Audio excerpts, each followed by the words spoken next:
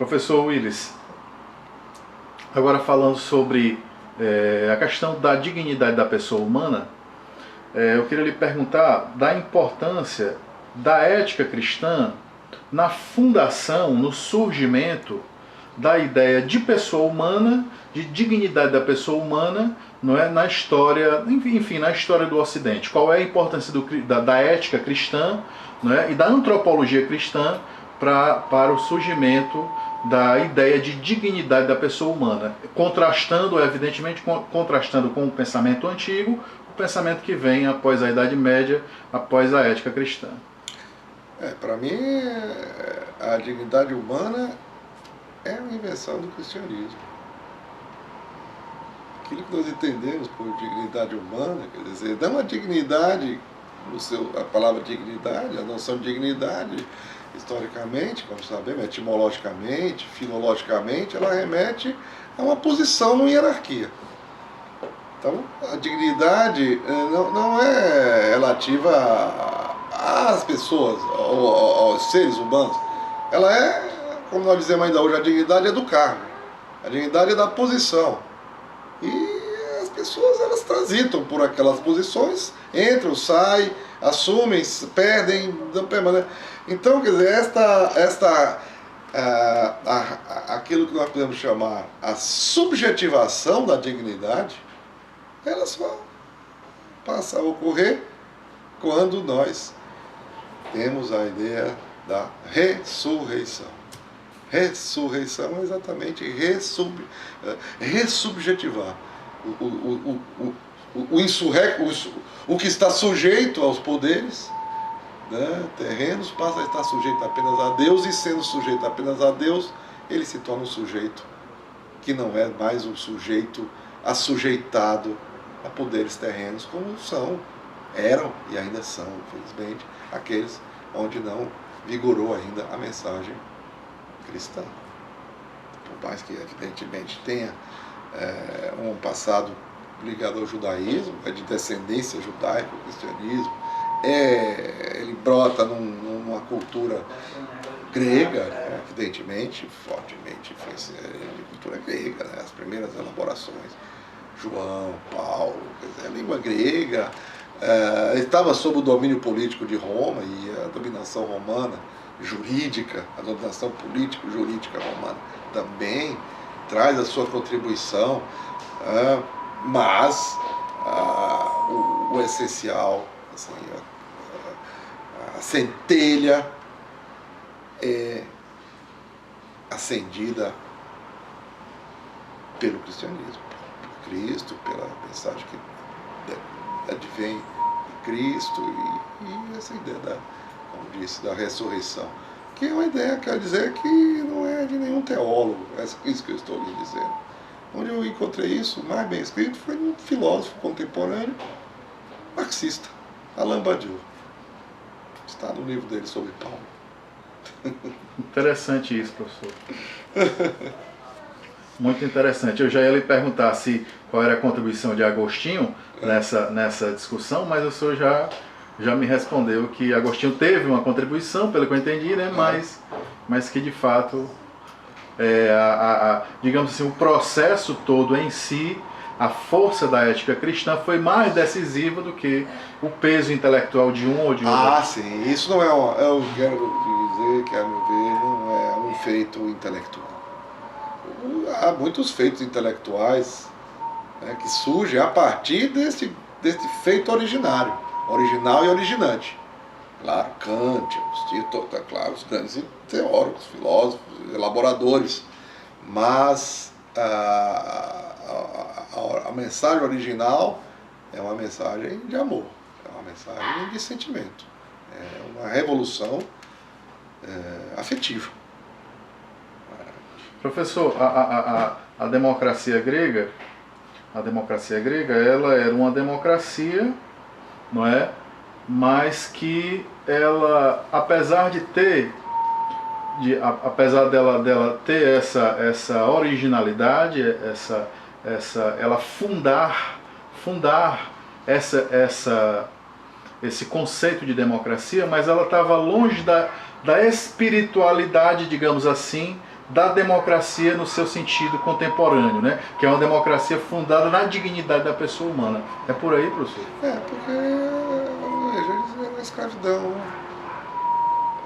era uma democracia. Ela era uma democracia eletiva, né, professor? Totalmente uma democracia elitista. Elitista. Essa que é a verdade. Não era essa própria noção de demos, não tem nada a ver, não é povo. Não havia conceito de povo na Grécia. O conceito de povo pressupõe o cristianismo. Pressupõe essa ideia de que todos somos iguais de um modo que, por mais que tenham diferenças, mas que não pode ser desconsiderado. Quer dizer, o demos na Grécia era uma circunscrição. Os demói, né, eram as circunscrições territoriais que se reuniram para formar a polis, né? Então, era o poder dos bairros, eu diria. A melhor forma de traduzir a expressão democracia do grego era falar em poder dos bairros, né? Não era poder do povo. Não havia povo, a noção de povo na Grécia.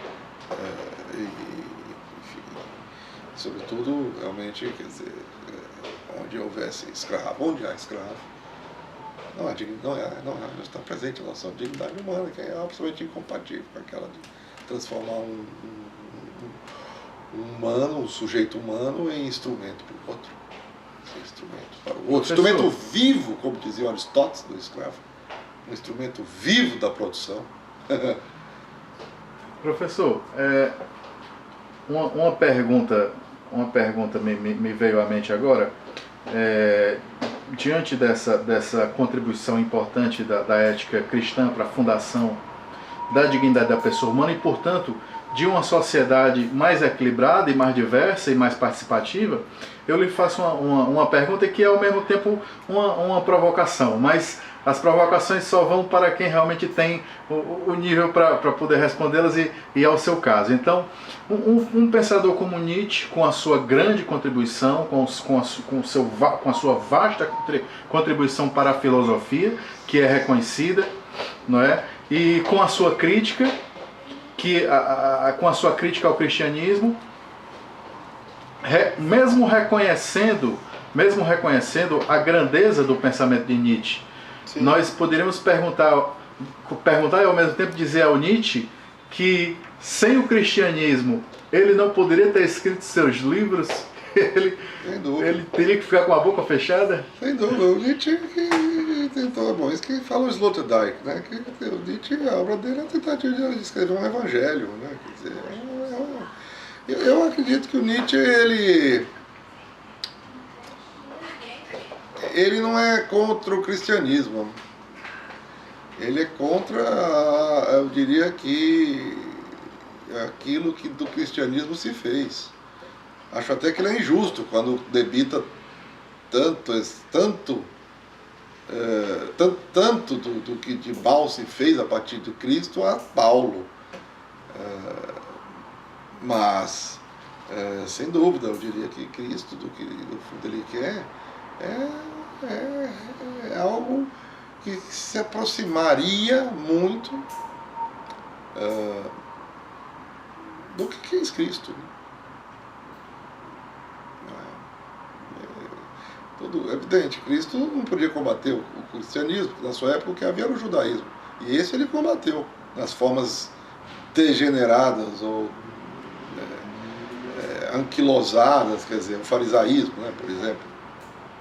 Então, quer dizer, o impulso que temos em Nietzsche, ele não contra a mensagem de Cristo propriamente, mas, a meu ver, no que se assemelharia ao próprio Cristo, contra aquilo que se faz, se fez e se faz de uma postura que, na sua origem e estímulo primeiro, era para quebrar com esta máscara social que se produz